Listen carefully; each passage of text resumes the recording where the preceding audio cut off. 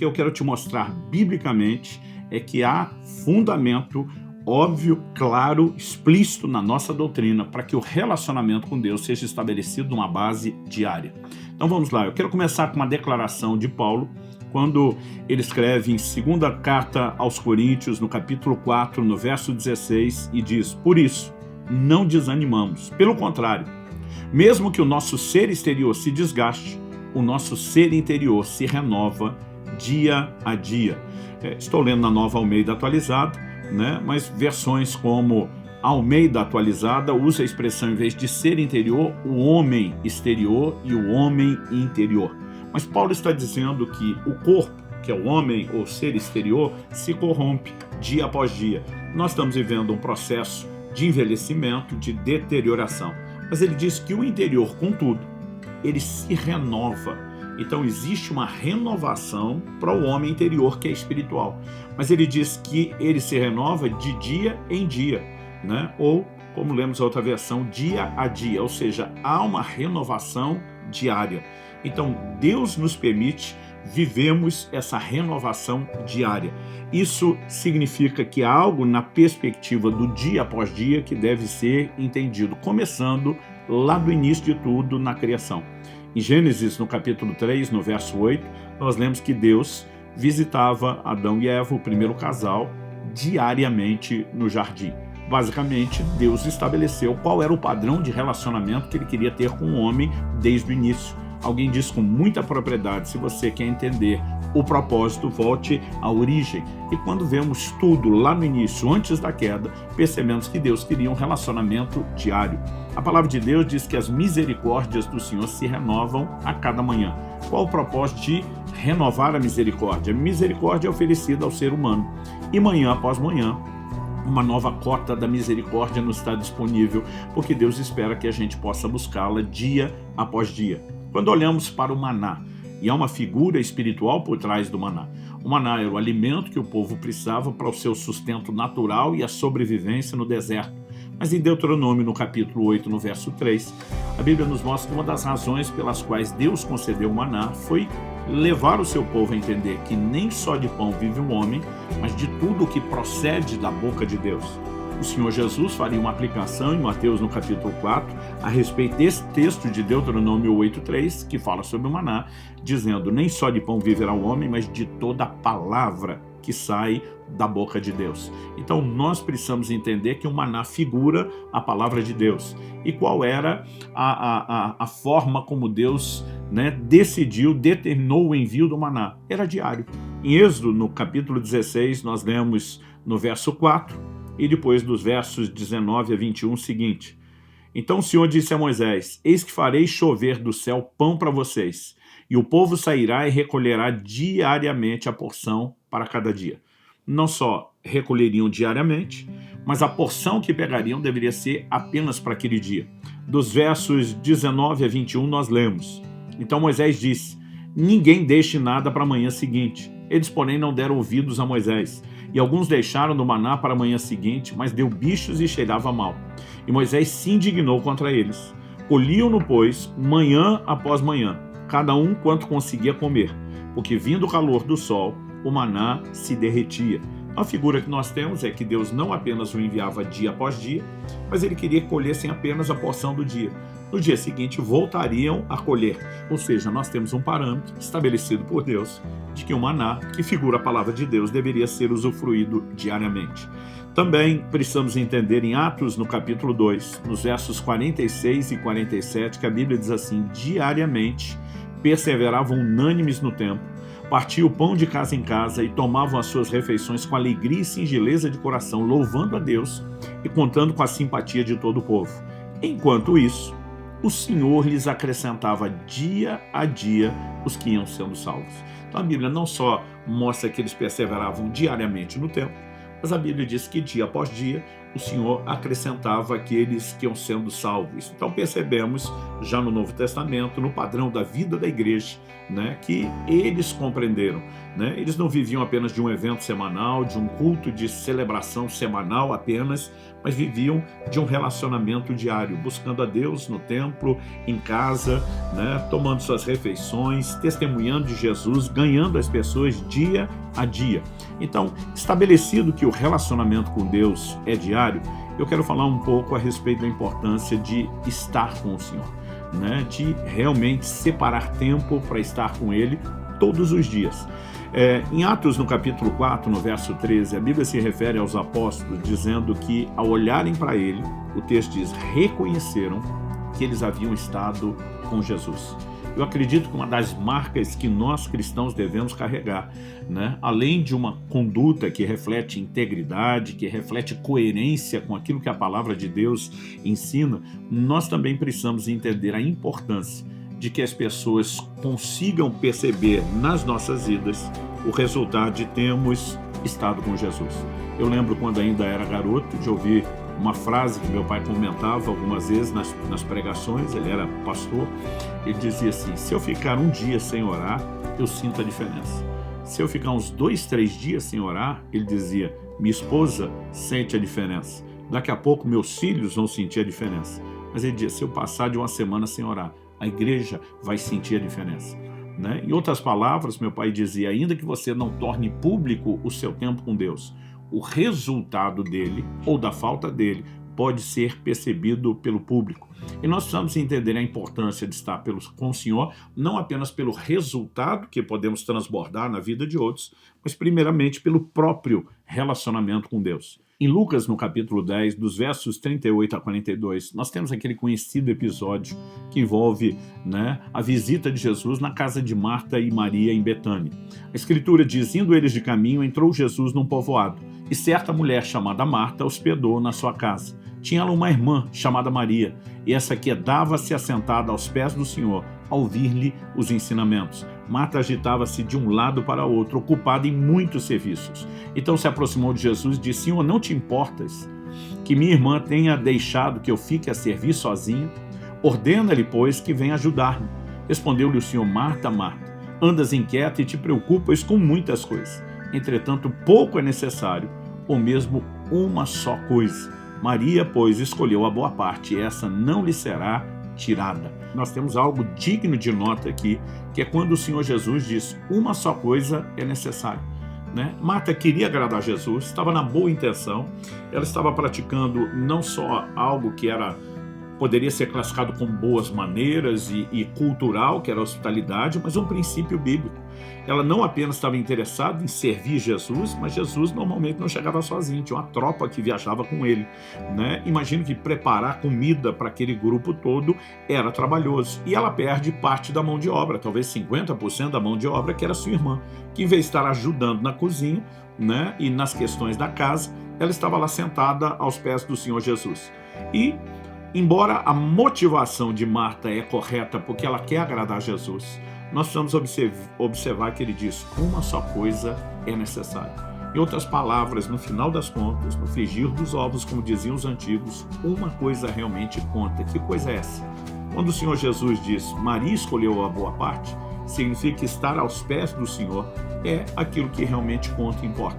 Qual a razão da nossa existência? Para que fomos criados? Em Atos, no capítulo 17, o apóstolo Paulo estava pregando em Atenas, falando a um povo sedento de respostas, o palco da filosofia do mundo dos seus dias. Talvez nenhum outro lugar do mundo, né, houvesse tanta gente por metro quadrado com os mesmos questionamentos básicos. Quem eu sou, de onde eu vim, para onde eu vou?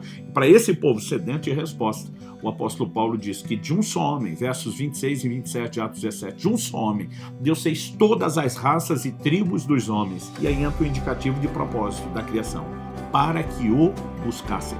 Ou seja, a Bíblia mostra que eu e você fomos criados para buscar a Deus. Então não existe nada mais importante no cumprimento do nosso propósito do que buscar a Deus, do que estar com o Senhor. Mas muitas vezes nós criamos uma mentalidade de não tenho tempo para estar com o Senhor porque preciso fazer outras coisas. E nos dedicamos a outras coisas que não são tão importantes quanto cumprir o propósito, que é estar com o Senhor. Quando Jesus diz, né, para Marta, Maria escolheu a boa parte e essa não lhe será tirada, Jesus está dizendo de jeito nenhum que você vai usar a minha influência para tentar tirá-la daqui. Ela fez a escolha certa, né? Muitas vezes nós não paramos para pensar nisso, mas Eclesiastes capítulo 10 diz nos versos 9 e 10, quem arranca pedras será ferido por elas e o que racha a lenha se expõe ao perigo. Observe que ele fala de rachar a lenha. Logo depois ele diz, se o machado está embotado e ninguém o afia, é preciso redobrar a força, mas com sabedoria se obtém êxito. Outra tradução diz, a sabedoria é proveitosa para dar prosperidade. Do que a Bíblia está falando? O camarada vai rachar a lenha, está com o machado na mão, que é o instrumento, mas o machado está embotado, o ferro não está afiado, não tem corte. Então, ele vai botar muito mais força, ele vai gastar energia com isso, ele vai gastar mais tempo do que gastaria se o machado tivesse afiado. Agora imagina alguém abordando esse lenhador, dizendo aí, por que você não para afiar o machado? Ele diz, não tenho tempo para isso. A gente olharia e diria muito estúpido da parte da pessoa dizer que não tem tempo para algo, mas o não ter tempo para afiar o machado faz com que ele perca muito mais tempo. Eu vejo desde pastores, ministros, líderes, né, que não estão gastando tempo com o Senhor e às vezes alegam, não tenho tempo para isso. Anos atrás, eu lembro ter lido logo no início do meu ministério um livro cujo título era Ocupado Demais para Deixar de Orar. Ou seja, quanto maior é o ritmo ministerial e é o exemplo que nós aprendemos com Jesus, mais nós devemos proteger essas práticas espirituais, porque elas dizem respeito não apenas ao usufruir Deus, que em primeiro lugar é o propósito da criação, é a coisa que realmente importa, mas até mesmo, em segundo lugar, na hora de transbordarmos o que de Deus recebemos, é isso que fará toda a diferença. Em Jeremias, no capítulo 2, no verso 13, nós vemos a seguinte declaração de Deus, porque o meu povo cometeu 2 males. Número 1, abandonaram a mim, a fonte de água viva.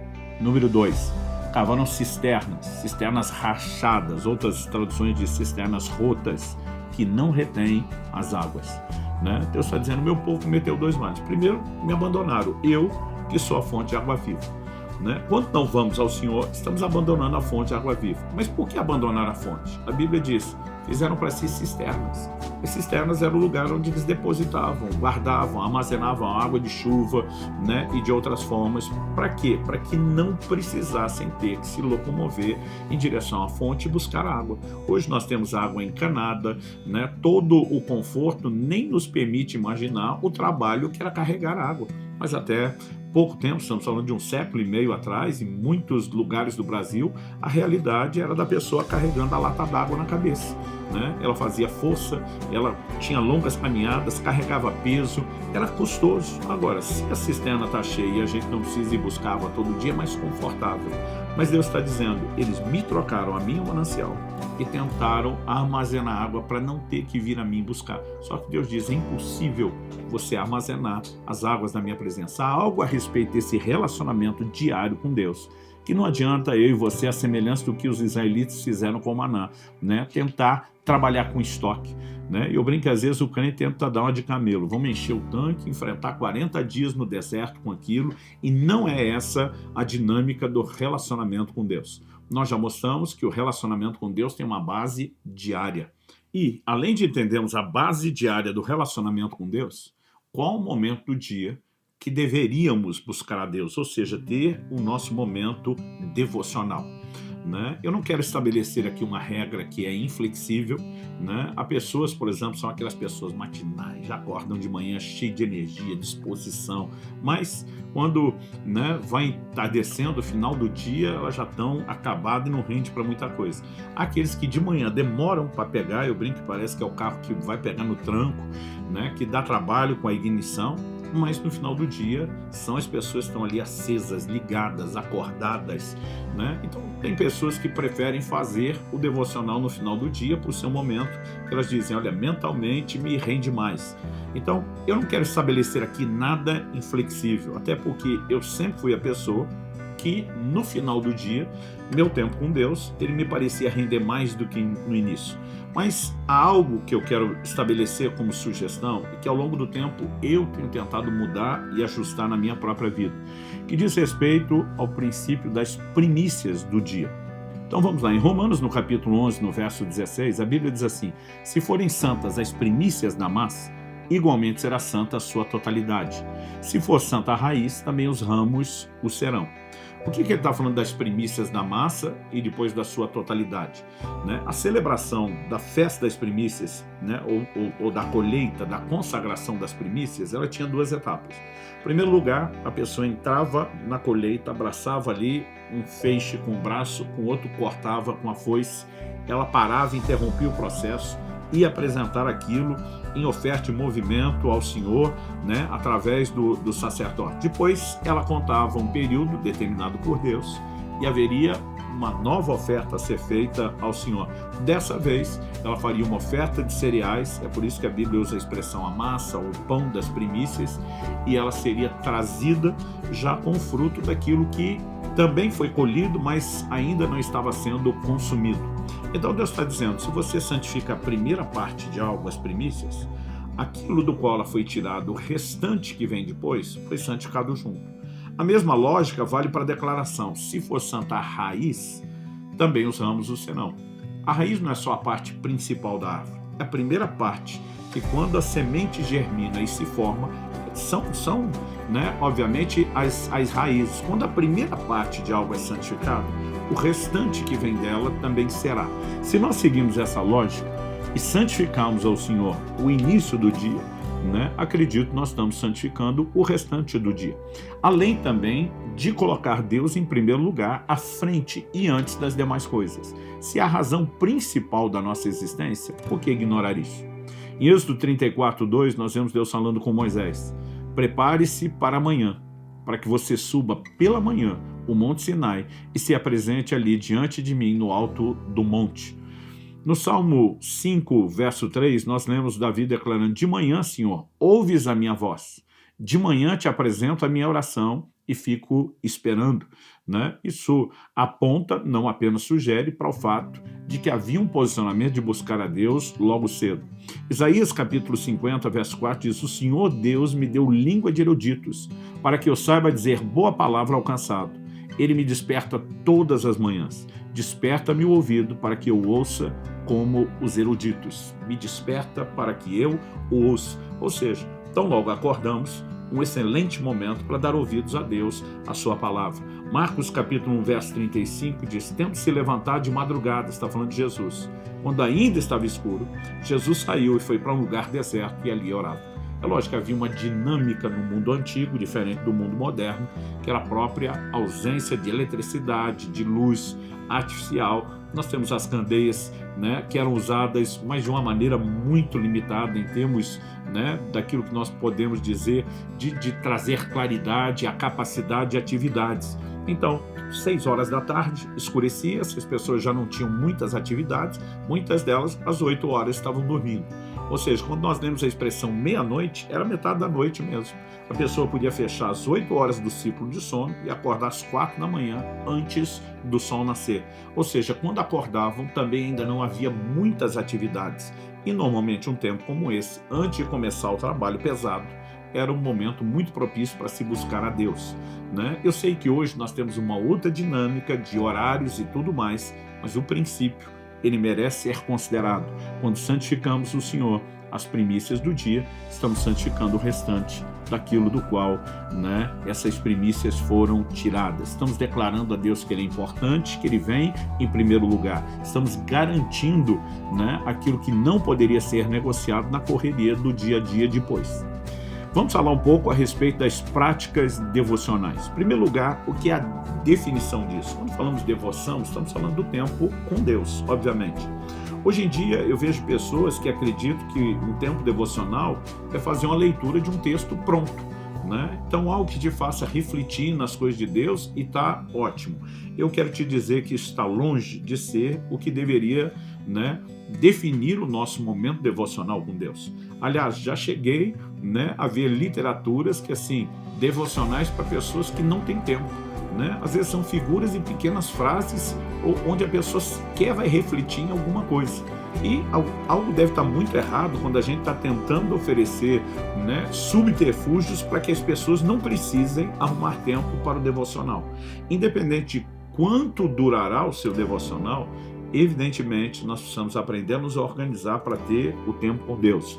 Então, no que consistem essas práticas devocionais que eu e você deveríamos praticar diariamente, né? Em primeiro lugar, eu quero começar pela adoração. Salmo 145:2 diz assim: todos os dias te bendirei e louvarei o teu nome para todo sempre. Todos os dias te bendirei, né? Ou seja, você pega o modelo do Antigo Testamento, né, e você há que considerar que eles tinham, né, um momento semanal de adoração, né? Isso para o povo judeu se tornava, né, essa prática nos sábados. Então, ainda que nós tenhamos reuniões semanais para congregar o povo, ele está falando sobre bendizer a Deus todos os dias. Ou seja, nós não dependemos de estar reunidos com todos os demais irmãos para que possamos louvar a Deus.